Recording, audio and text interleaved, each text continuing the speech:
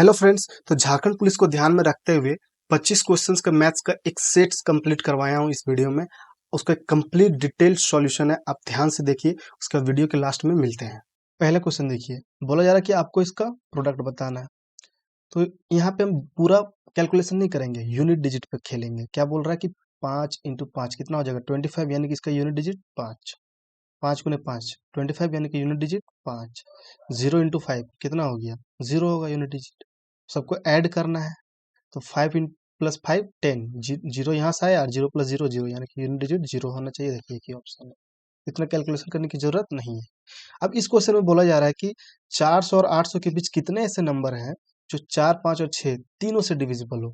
तो इसके लिए क्या करने का तरीका है, सबसे पहले आप 4 5 6 का एलसीएम लीजिए। तो इसको अगर आप एलसीएम लीजिएगा तो हो जाएगा 60 होगा। एलसीएम निकाल के देख लीजिएगा। अब इसको निकालने का तरीका देखिए, हमारे पास दो तरीके, बट एक पहले बेसिक्स वाला समझ लीजिए। 400 है, इसको आप पहले 60 से डिवाइड कीजिए। 6 से 42, यानी कि 7 टाइम में जाएगा तो उससे ज्यादा हो जाएगा, और 6 टाइम में जाएगा तो 6 6 36, यानी कि 360 से कम हो जाएगा। लेकिन हमको 400 से ज्यादा चाहिए तो हम लेंगे ये वाला। ठीक है, अब 800 को भी आप डिवाइड कीजिए। डिवाइड करते तो आ जाएगा 6 18 13, 16 × 13। अगर इससे हम 14 ले लेंगे तो हो जाएगा 840, जो कि 800 से ज्यादा हो गया। तो हमको ये नहीं लेना है, ये होगा 780, यानी कि ये लेना है। यानी कि मेरे पास कितना हो गया, इतना से इतना दूर तक जाएगा। तो आप फाइंड कर लिए, 7 होगा, बीच में 60 × 8 भी आएगा, 9 भी आएगा, इसी तरह करते करते 13 तक आएगा। तो कितना नंबर हो गया 7 से 13 के बीच में, 13 में से 7 जाएगा तो 6, यानी कि 7 नंबर हो गया। आंसर 7 हो गया, खत्म। यदि दो संख्याओं का योग a है और गुणनफल b है तो उनके व्युत्क्रम यानी कि रेसिप्रोकल का सम बताइए। अच्छा, संख्याओं का योग, मैं मान लेता हूँ एक संख्या x है, दूसरा y, ये दिया हुआ है। उसका प्रोडक्ट ये दिया हुआ है।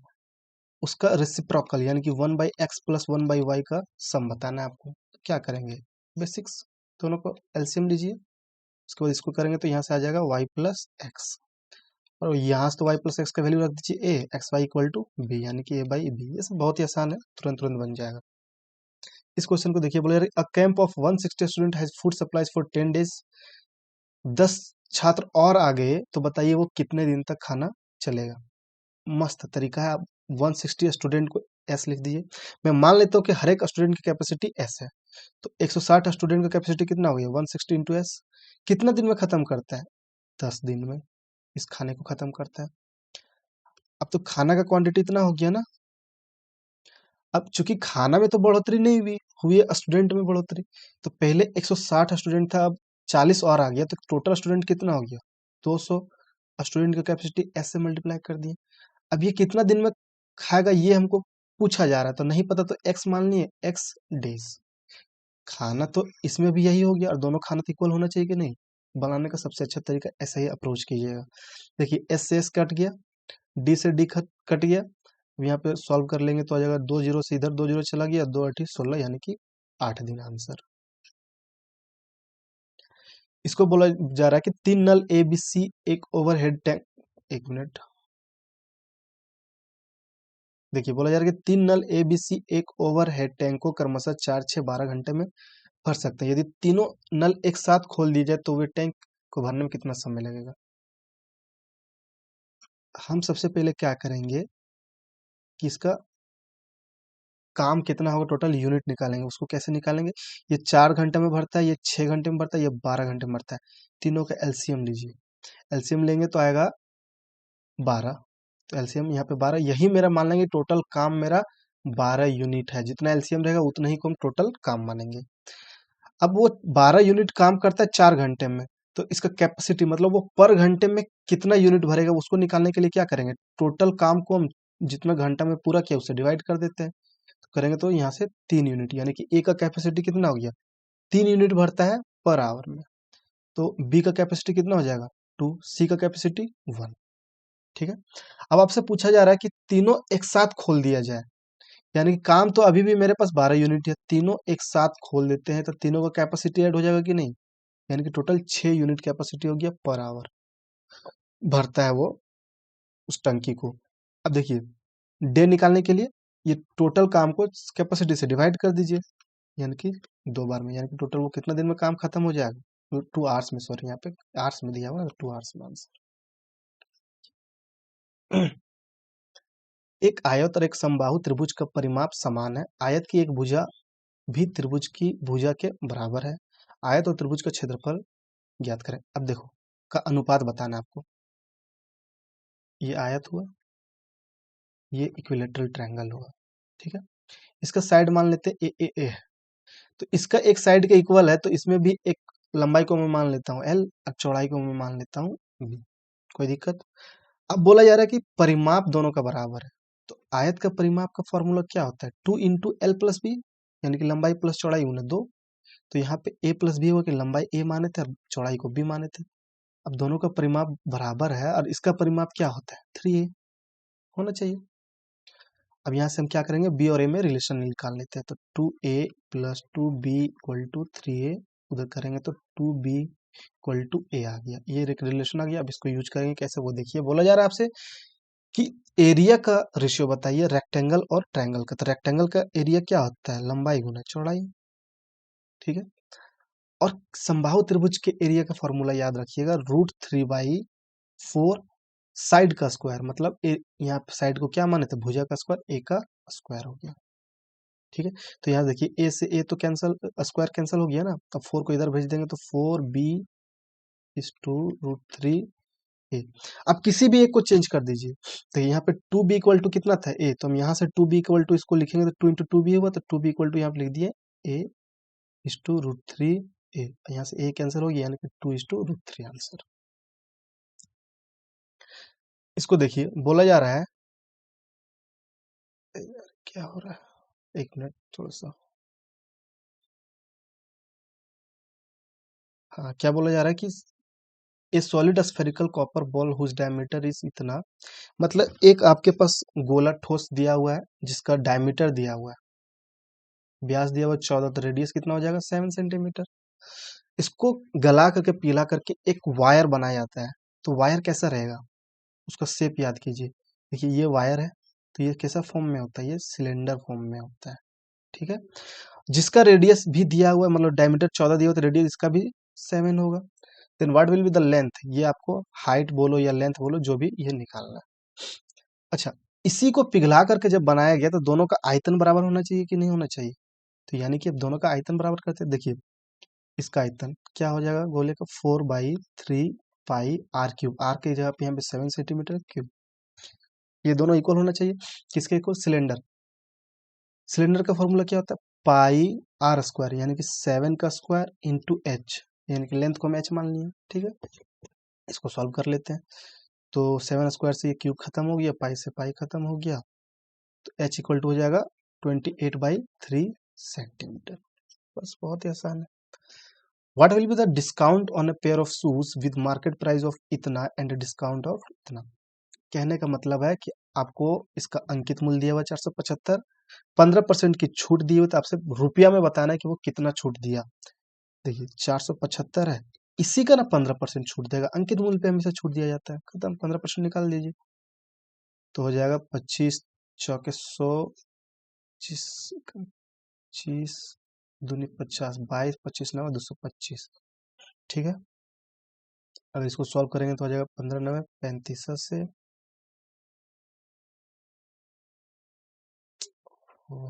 15 9 35 से 13, 15 13 हो जाएगा 28/4, 4×7 = 28, 4×1 = 4 और 4×8 = 5, 71.25। The cost price of an item is this, मतलब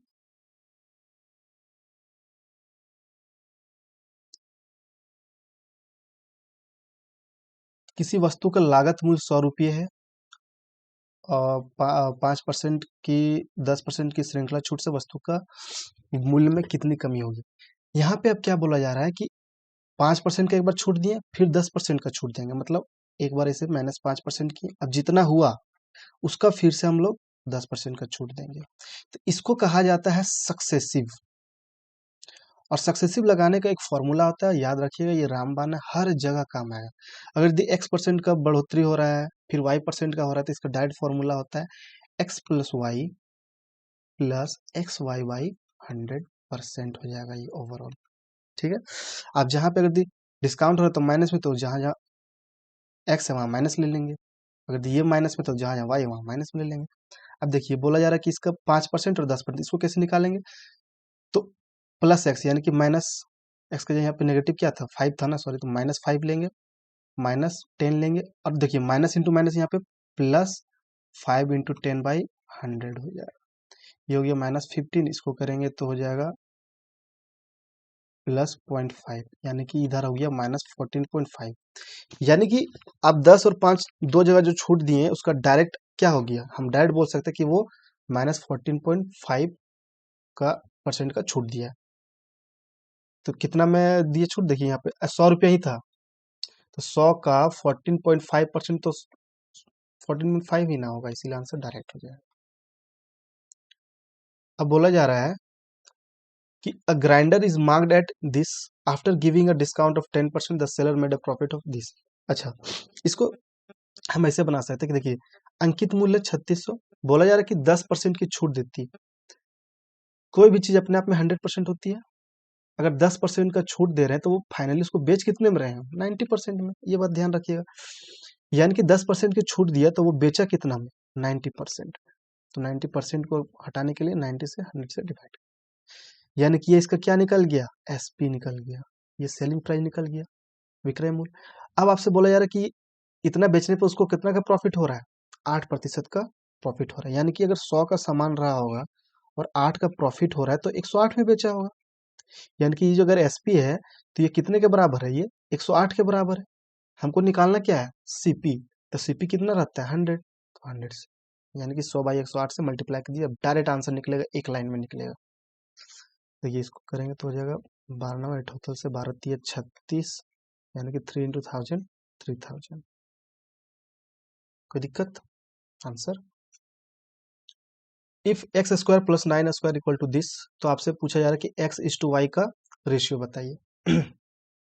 अच्छा, इसको कैसे बनाएंगे, बहुत ही आसान है।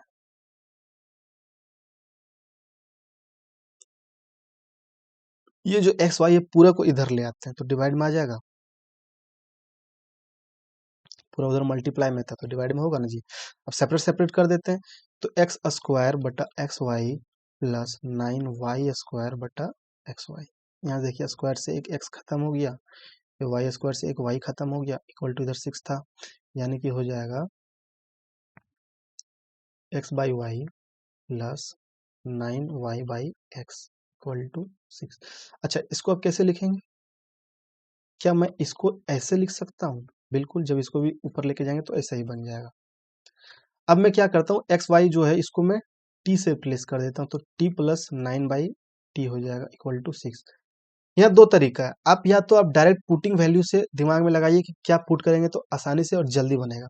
अगर मैं टी का वैल्यू 3 रख देता हूँ तो क्या ये आंसर नहीं बन जाएगा, 3 3 3 + 3 6, यानी कि टी का वैल्यू 3 होगी। एक एक तरीका ये था, और दूसरा तरीका था कि आप इसको क्वाड्रेटिक बना देते हैं, यानी कि t + 9/t इक्वल टू जो 6 था, तो क्या करेंगे, टी एलसीएम लेंगे तो टी उधर चला जाएगा, तो t² + 9 इक्वल टू 60 हो जाएगा।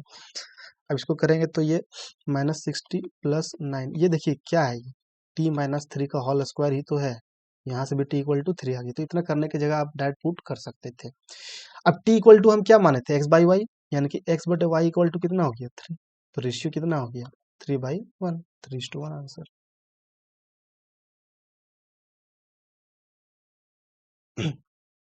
अब बोला जा रहा है कि in a school sum of 1/10 boys and 1/4 boys is equal to 5/8 girls and 1/4 of girls.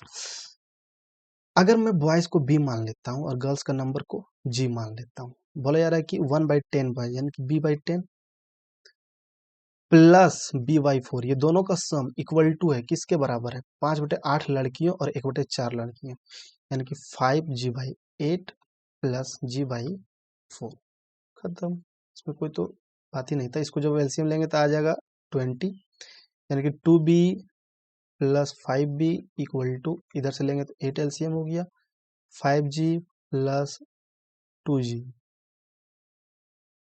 7b/20 equal to 7g/8। काटिए, इस 7 से 7 पूरा कट गया, यानी कि b/g इक्वल टू हो जाएगा 5/2 आंसर। अच्छा, the average of 8 number is, एक मिनट रुकिएगा,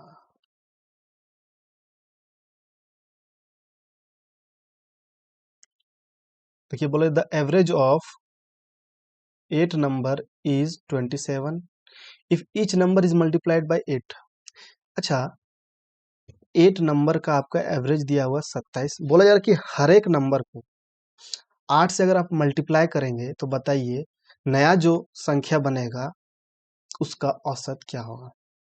इसको एक कॉन्सेप्ट यहाँ पे समझ जाइए। देखिए, मान के चलिए कि कोई भी मतलब एक्स वाई जेड, इस सबका अगर एवरेज कुछ दिया हुआ है, मैं मान लेता हूं कि ए है, और आप इसमें अगर दिए किसी भी हर एक मेंबर में अगर प्लस कर रहे हैं कुछ सेम चीज, और माइनस कर रहे हैं सेम चीज, या मल्टीप्लाई कर रहे हैं सेम चीज, या डिवाइड कर रहे हैं सेम चीज, मतलब हर एक मेंबर में सेम चीज को मल्टीप्लाई डिवाइड सब्सट्रैक्ट करने पर एवरेज में क्या बदलाव आएगा पता है? जो यहाँ पे कर रहे हैं ना ऑपरेशन, सेम एवरेज में भी कर दीजिए।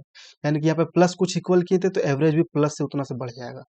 कुछ मल्टीप्लाई किए थे उतना मल्टीप्लाई एवरेज में भी कर दीजिए, कुछ डिवाइड किए थे एवरेज में भी उतना ही कर दीजिए।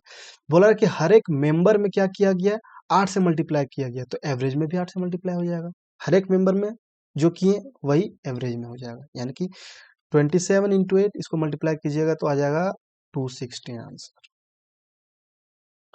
अच्छा, इसको देखिए, बोला जा रहा है कि among 50 students in a class in a prep school the average of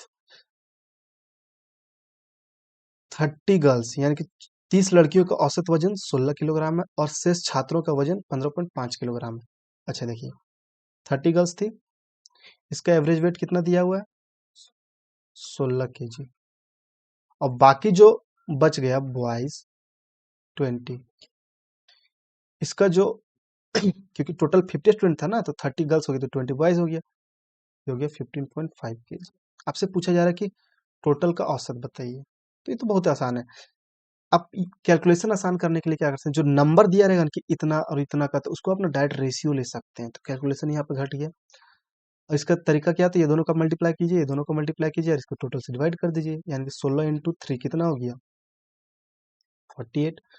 इसको मल्टीप्लाई करेंगे तो 15 दूनी 30 31, दोनों को जोड़ दीजिए, ये इसका जो सम होता है टोटल 5 से डिवाइड कर दीजिए, यही इसका औसत निकालने का तरीका है। यानी कि 15 5 में 5 2 5 25 25 4 5 छोटी 40 5.8 किलोग्राम। देखिए, the average age of husband and wife at the time of their marriage, मतलब जब एक पति पत्नी का शादी हुआ था तो उसका एवरेज एज था 23 वर्ष। 5 वर्ष बाद उनके 1 वर्ष का बच्चा था, 5 वर्ष बाद उनका 1 वर्ष का बच्चा था। जिस समय बच्चे का जन्म हुआ उस समय 3 सदस्यों के परिवार, अच्छा अभी शादी हुई 5 वर्ष बाद, लेटर 5 ईयर, 1 साल का बच्चा हो गया इसका, 1 ईयर चाइल्ड। तो बताइए ये बच्चा जन्म कब हुआ, लिया हुआ 1 साल पहले, यानी कि शादी से 4 साल के बाद, है कि नहीं? तो इसमें बच्चे का जन्म हुआ, तो पूछा जा रहा है आपसे जिसमें बच्चे का जन्म हुआ उस समय तीनों सदस्यों का, अच्छा जिसमें ये बच्चा जन्म लिया उसका उम्र कितना हो गया, 0 साल। और जो हस्बैंड और वाइफ था तो सब में ना 4 4 साल बड़ा होगा जी, सब दोनों में 4 4 साल बड़ा होगा। क्या होगी, हस्बैंड 4 साल बढ़ गया और वाइफ छोटी रह गई, यानी कि क्या कर रहे हैं हम, हर एक मेंबर में क्या कर रहे हैं, +4 कर रहे हैं।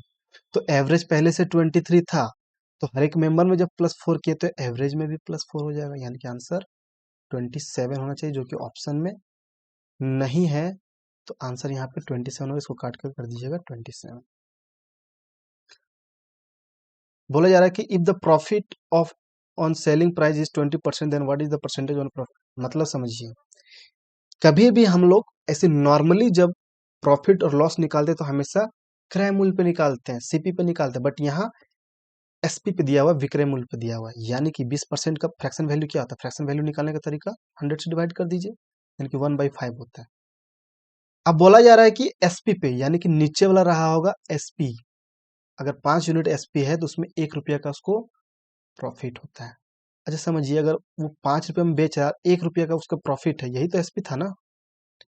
1 रुपया प्रॉफिट है, यानी कि 4 रुपया रहा होगा ना उसका सीपी, तभी तो 1 रुपया बढ़ा करके बेचा, उसको प्रॉफिट 5 रुपये में बेचा। अब आपसे पूछा जा रहा है कि अब बताइए कॉस्ट प्राइस पे उसको प्रॉफिट कितना होता है? प्रॉफिट तो अभी भी 1 रुपया का ही हो रहा है, लेकिन अब चेंज हो गया, बेस क्या हो जाएगा? अब यहाँ पे सीपी पे हमको निकालना है। फ्रैक्शन निकल गया, परसेंटेज निकल गया, 100 से मल्टीप्लाई कर दिया, यानी कि 25%। इस क्वेश्चन को देखिए, बोले रहे कि एक दुकानदार ने एक टीवी 2000 रुपये में खरीदी और एक रेडियो 750 रुपये में खरीदा। वह टीवी 20% के लाभ पर और रेडियो 5% की हानि पर बेचता है। अच्छा, ये टीवी हो गया, ये रेडियो हो गया। इसको 20% के प्रॉफिट पे, इसको 5% के लॉस पे। अब एसपी निकालते हैं। अब 20% अगर प्रॉफिट बेचा तो 120% में बेच रहा होगा, यानी कि 100 का सामान 20% प्रॉफिट में बेच रहा है, 100% का, तो 120% में बेच रहा होगा, यानी कि 2000 का 120% निकालना, यही एसपी निकलेगा, तो परसेंट हटाने के लिए 100 से डिवाइड कर दीजिए। इसको जोड़ क्यों रहे बताएंगे आगे।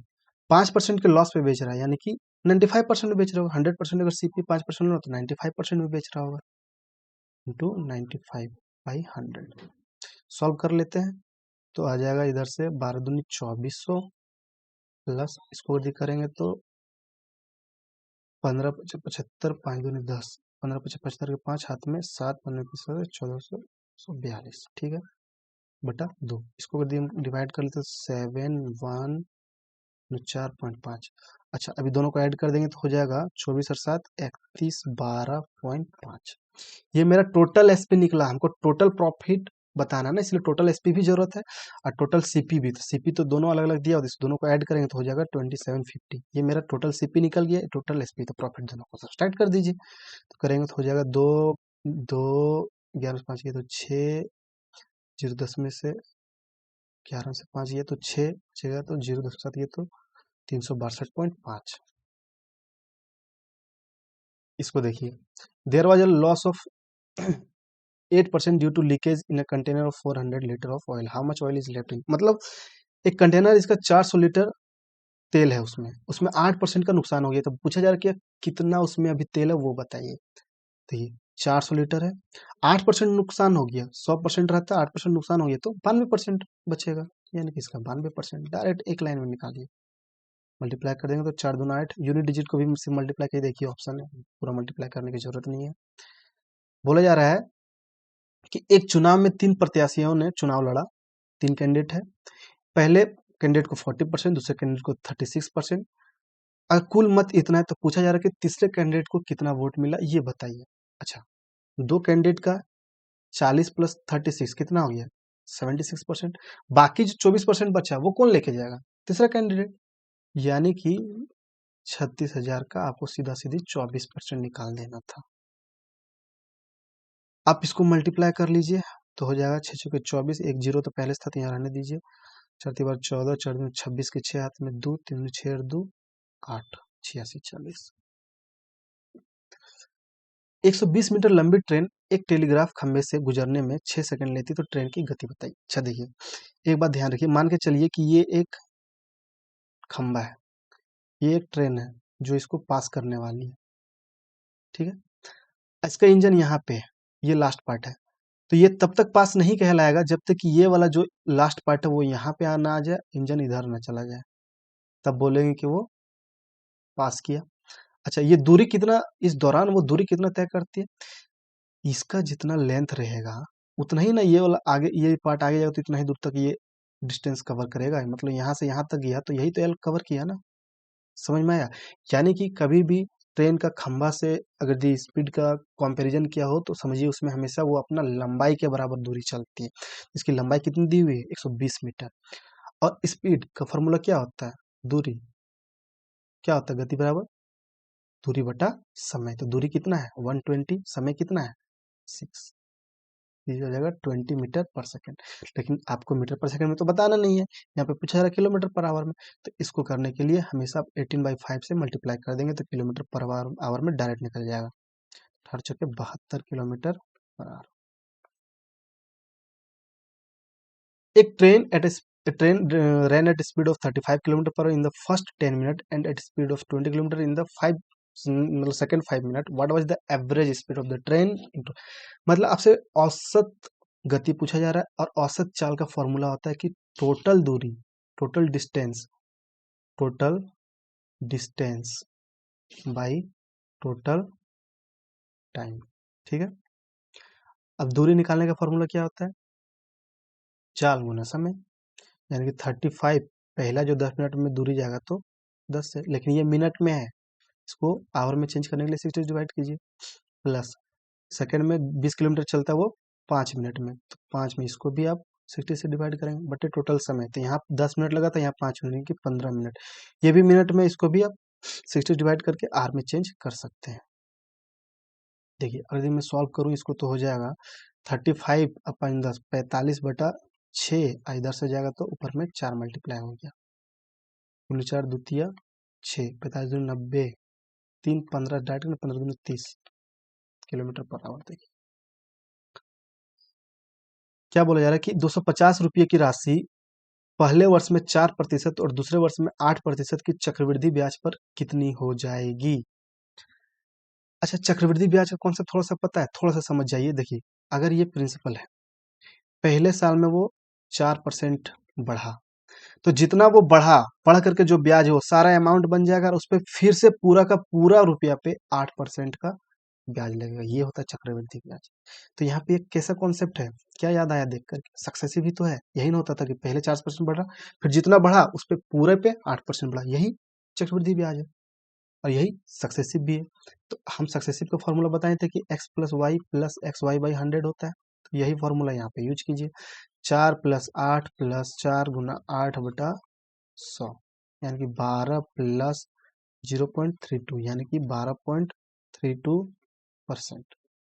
तो यानी कि हमको अलग से निकालने के फॉर्मूला लगाने की जरूरत नहीं है, हम डायरेक्ट सक्सेसिव से भी बना सकते हैं। तो टोटल ब्याज कितना हो गया, 12.32। तो आपसे पूछा जा रहा है कि अमाउंट क्या होगा, ये था प्रिंसिपल। अगर 12.32 बढ़ जाता है और 100% होता है तो 112.32% हो जाएगा, यानी कि 112.32%। परसेंट हटाने के लिए आप 100 से डिवाइड करेंगे, इसको भी हटा लीजिए, 100 से डिवाइड कीजिए, 25 चौके 100, यानी कि 40, 4 से डिवाइड करेंगे तो 4 दूनी 8, 4 8 32, 0 4 8 32, और फिर 10 से डिवाइड करेंगे तो आ जाएगा 280.8। अब बिना फॉर्मूला का भी बना सकते हैं।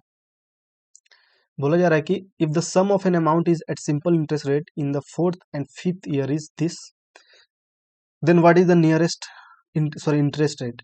देखिए चौथा साल और 5वां साल का आपको अमाउंट दिया हुआ है, तो दोनों को अगर माइनस कर देंगे तो वो ब्याज निकल जाएगा कि नहीं निकल जाएगा, कि एक साल में ब्याज कितना दिया, 4 से 5 साल में। तो चलिए अंतर निकालिए, अंतर निकालने के लिए देखिए माइनस कीजिए तो कितना हो जाएगा, 12 में से 9 गया तो 3, और 3 में से 2 जाएगा तो 1, 1350 हो गया एक साल का ब्याज। अच्छा, ये 4 साल का अमाउंट है, हमको प्रिंसिपल चाहिए और ये 4 साल का अमाउंट है, मतलब इसमें 4 साल का ब्याज ऐड हुआ होगा, तो पहले 4 साल का ब्याज निकाल लीजिए, कितना हो जाएगा, उसके 20, 4 12 2 14, 4 एकम 4 और 1 5, 5400। ये हो गया 4 साल का ब्याज और 4 साल का अमाउंट ये है।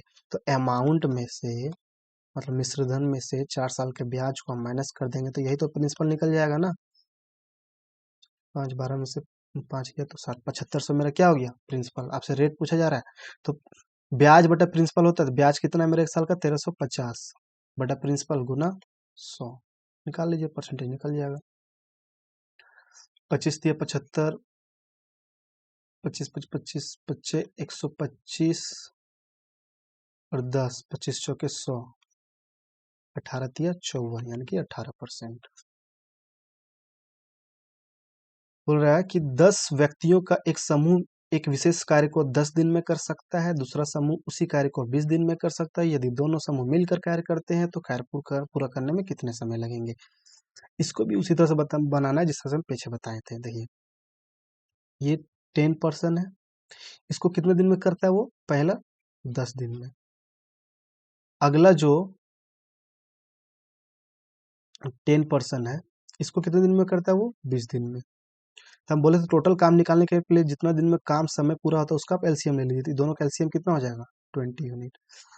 10 दिन में वो 20 यूनिट काम करता है तो एक दिन में कितना करेगा, डिवाइड कर दिएगा, यानी कि 2 यूनिट। ये 20 दिन में 20 यूनिट, तो एक दिन में 1 यूनिट, ये कैपेसिटी निकल गया। इस 10 आदमी पर डे 2 यूनिट काम करेगा, ये 10 आदमी का जो ग्रुप है वो पर डे 1 यूनिट का काम करेगा। आपसे बोला गया कि जब दोनों ग्रुप मिल के काम करेंगे तो बताइए कितने दिन में खत्म हो जाएगा। अच्छा, दोनों ग्रुप मिल गया तो दोनों का कैपेसिटी ऐड हो गया कि नहीं हो गया।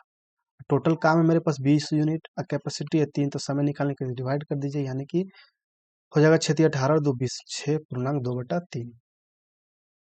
देखिए बोला जा रहा है कि अगर m/n का रेशियो दिया हुआ है तो आपसे इसका वैल्यू पूछा जा रहा है। एक बात ध्यान रखिए, कभी भी रेशियो में वैल्यू दिया हो और रेशियो में ही पूछ रहा हो, देखिए जब डिवाइड का मतलब होता है रेशियो, तो आप डायरेक्ट m का जो कॉरस्पॉन्डिंग वैल्यू है और n का जो कॉरस्पॉन्डिंग वैल्यू वो पुट कर सकते हैं। बट अब अगर आपसे सिर्फ इतना पूछता कि 3m + 5n का वैल्यू बताइए, तो आप डायरेक्ट वैल्यू रखेंगे तो वो आंसर नहीं मिलेगा, क्योंकि यहाँ पे कटता नहीं है ना, कुछ डिवाइड में रहता है रेशियो में तो वो कट जाता है इसीलिए। तो देखिए हम डायरेक्ट वैल्यू पुट करेंगे, यानी कि 3 × m का वैल्यू कितना है 2, प्लस 5 × n का वैल्यू कितना है 3, 6 × 2 और n का वैल्यू कितना है 3, 6 और 15 6 21, 6 12 में से 3 गया तो 9, अगर हम काटते हैं तो 3 3 9 7/3। Thank you for watching. अगर आप जीएस में भी इस तरह का सेट्स करना चाहते हैं तो उसका लिंक मैंने डिस्क्रिप्शन में दे रखा है, आप जाके चेकआउट कर सकते हैं। And thank you for watching.